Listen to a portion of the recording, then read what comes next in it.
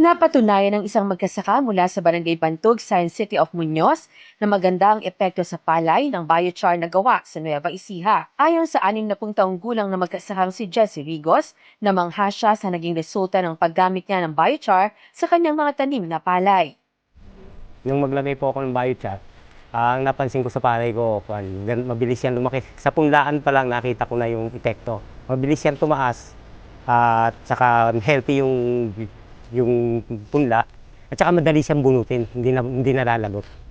Ibinahagi rin ni Rigos ang pagtaas ng kanyang ani nang gumamit siya ng biochar. Maganda naging epekto nung sa ani dahil yung inaani ko dati pag second crop, 180, ngayon naging 195 ko.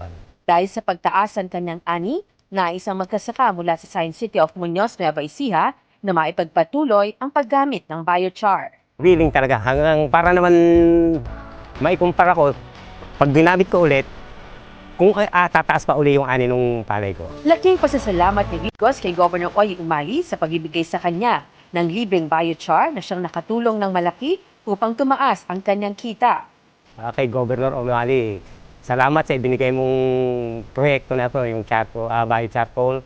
At sana hindi lang ito ang huli, sasunod pa sana.